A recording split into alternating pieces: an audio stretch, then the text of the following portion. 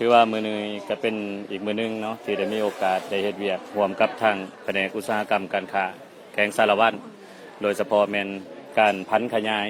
เกี่ยวกับดำรัสเลขที่474/นยว่าด้วยการคุ้มครองราคาสินค้าและค่าบริการเนาะโดยรวมแล้วพวกเฮาก็แม่นแน่ใส่เกี่ยวกับการรักษาเสถียรภาพทางด้านราคาการปกป้องสิทธิผลประโยชน์ของผู้ประกอบการก็คือผู้ดำเนินธุรกิจหันและก็อีกส่วนหนึ่งก็เป็นการปกป้องสิทธิผลประโยชน์ของรัฐบาลเนาะธนาคารพัฒนาลาวสาขาแขวงสารวันร่วมกับแผนกอุตสาหกรรมและการค้าแขวงได้ลงเคลื่อนไหวเหตุกิจกรรมมอบป้ายราคาสินค้าให้กับผู้ประกอบการค้าขายอยู่ที่ตลาดเมืองสารวันในวันที่14ตุลาคม2025นี้โดยการเข้าร่วมของทานพลประเสริฐเจริญพรหัวหน้าสาขาธนาคารพัฒนาลาวสาขาแขวงสารวันท่านนางสุทธภสุขศรีประเสริฐหัวหน้าแขนงการค้าภายในพร้อมด้วยพนักงานจากธนาคารพัฒนาลาวและเจ้าหน้าที่การค้าภายในแขวงและเมืองเข้าร่วมท่านพลประเสริฐเจริญพรหัวหน้าสาขาธนาคารพัฒนาลาวสาขาแขวงสารวันได้ให้รู้ว่าการเฮ็ดกิจกรรมในครั้งนี้ทางธนาคารพัฒนาลาวแม่นได้ประกอบส่วนสนับสนุนป้ายราคาสินค้าให้กับผู้ประกอบการชาวค้าขายจำนวน33ป้ายโดยเฉพาะแม่น4ประเภทสินค้าที่มีการคุ้มครองของแผนกอุตสาหกรรมและการค้าเป็นต้นประเภทซีนไก่ไข่ปลาและข้าวสารเพื่อรักษาได้เสถียรภาพทางด้านราคาปกป้องสิทธิผลประโยชน์ของผู้ประกอบการผู้ดำเนินธุรกิจค้าขายให้มีความยุติธรรมทั้งเป็นการเสริมขยายด้านผลิตภัณฑ์และการบริการของธนาคารเข้าสู่แยกงานดังกล่าวให้กว้างขวาง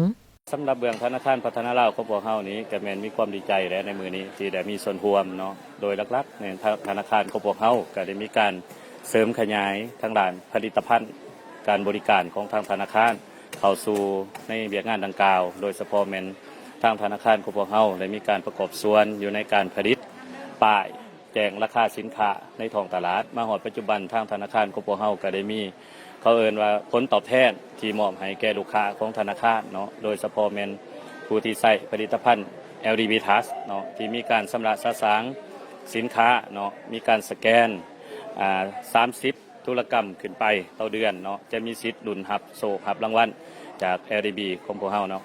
และนอกจากนั้นแล้วร้านค้าที่นำใส่ผลิตภัณฑ์ QR Touch Pay ที่รับชำระ100ธุรกรรมต่อเดือนเนาะก็ถือว่ามีสิทธิ์ในการรับลุ้นรางวัลต่อเดือนของพวกเฮาเนาะพวกเฮาเลยมีการคืนกำไรให้แก่ลูกค้าโดยเฉพาะแม่นการนำใส่แคมเปญ LDB Touch จัดให้ซึ่งแต่ละเดือนพวกเฮาจะได้มีการแจกรางวัลให้แก่ลูกค้าที่นำใส่ผลิตภัณฑ์ของพวกเฮาเนาะในแขวงสารวัตรของพวกเฮานี้ก็ในแต่ละเดือนพวกเฮาก็จะมี10รางวัลสำหรับผู้ที่นำใส่แอป LDB Touch เนาะและก็มี5รางวัลสำหรับร้านค้าและก็ขอเชิญชวนพ่อแม่พี่น้องบรรดาผู้ประกอบการและพ่อค้าชาวขายในตัวแขวงสารวัตรของพวกเฮาหันให้มานำใส่การบริการของทางธนาคารพัฒนาลาวของพวกเฮาโดยเฉพาะแม่นนำใส่เกี่ยวกับผลิตภัณฑ์การบริการของทางธนาคารพวกเฮา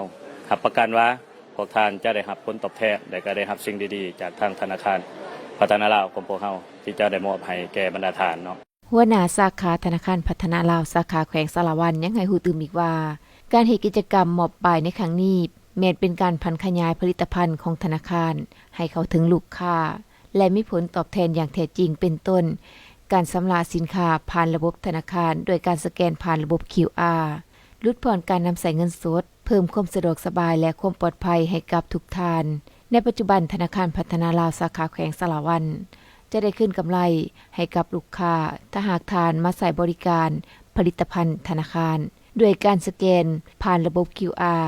30ธุรกรรมหรือ100ธุรกรรมต่อเดือนจะมีสิทธิ์ลุ้นรับโชครับรางวัลและจะได้มีการแจกรางวัลในแต่ละเดือนตื่มอีก